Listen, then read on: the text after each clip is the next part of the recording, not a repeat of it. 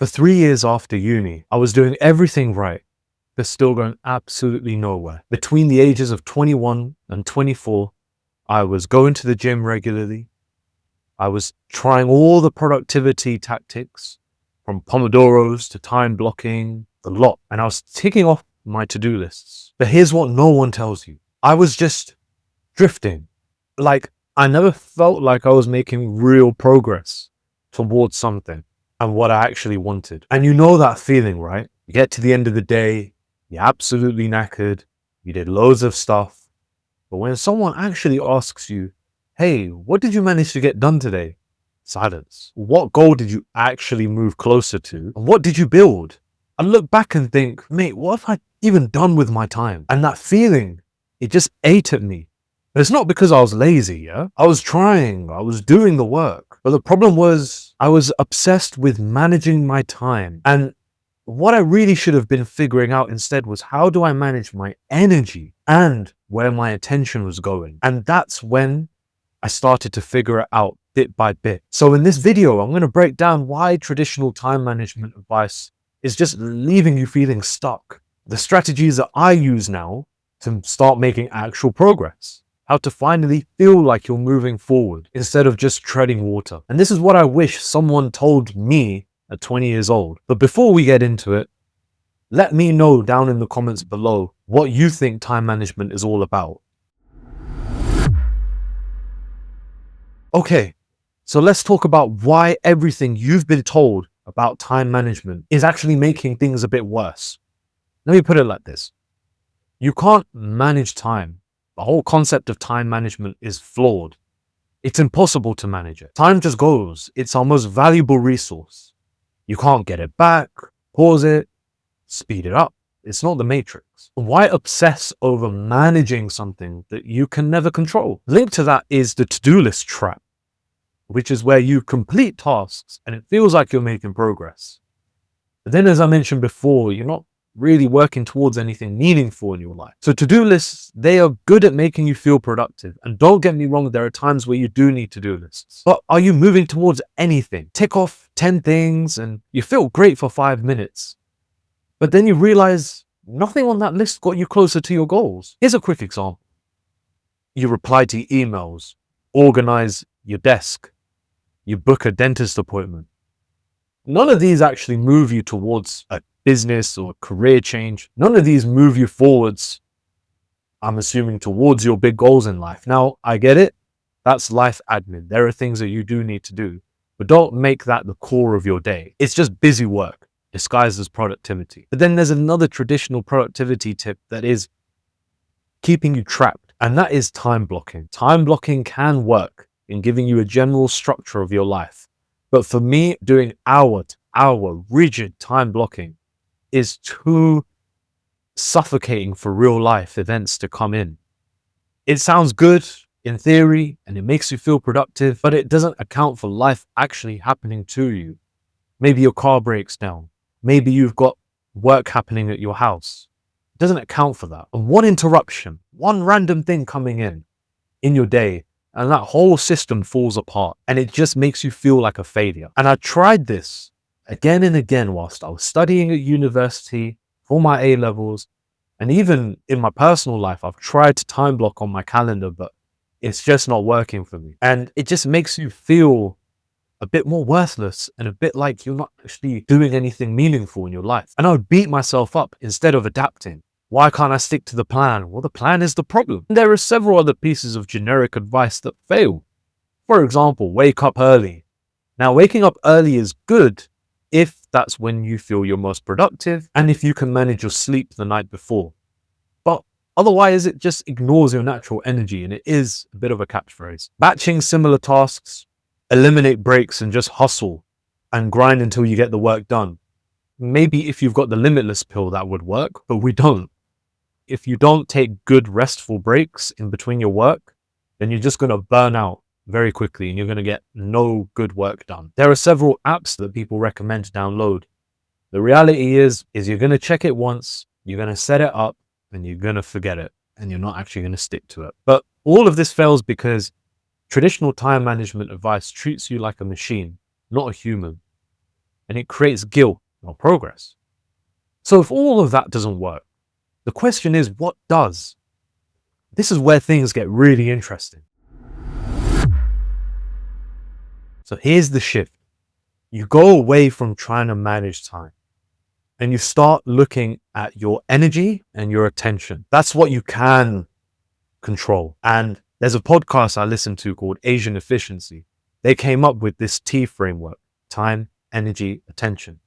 And if you can get all of those three in a good equilibrium, then your productivity will naturally start to improve.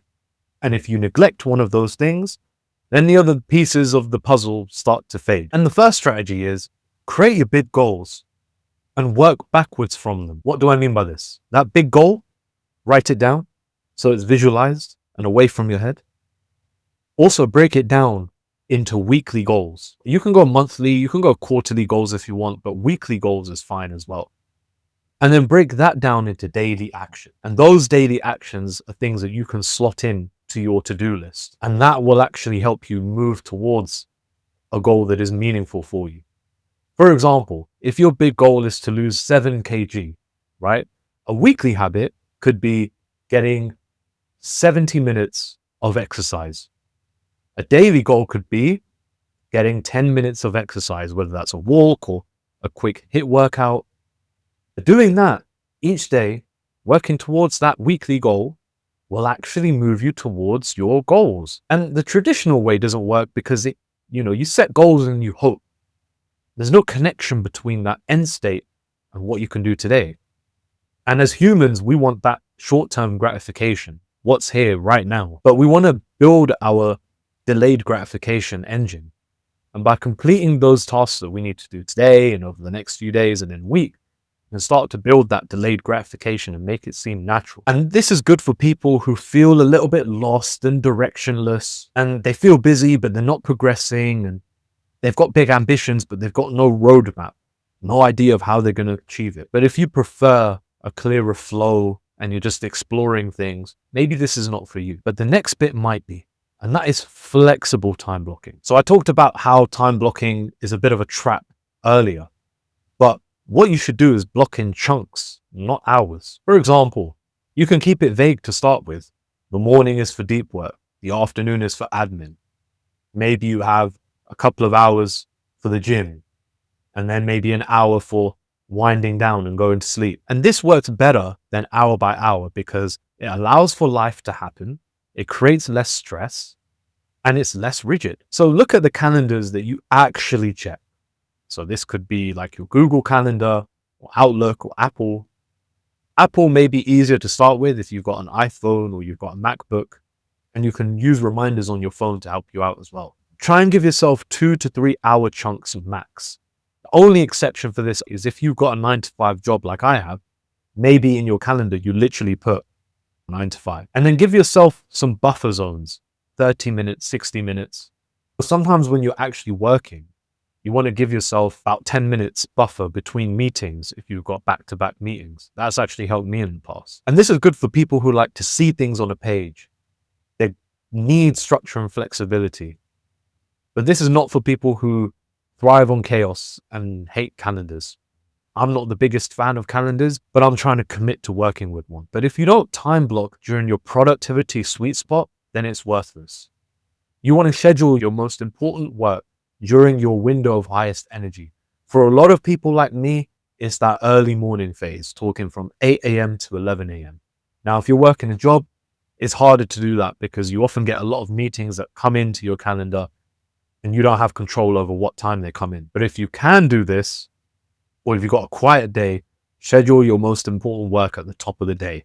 A lot of people work better at night, so it's better to do your best work at night. For me personally, I feel that after it gets to about 11, 12 o'clock, my brain just starts winding down a bit. And that's when I'm more prone to procrastinating and scrolling on my phone and checking emails. Work with your energy, not against it. And this is good for people who got 9-to-5 jobs, even people who are creative as well, do a lot of their deep work when they feel like they're most inspired. But this is not good for rigid schedules that you can't control.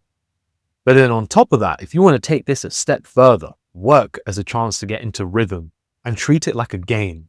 The Pomodoro technique is a great way to get yourself in a working rhythm.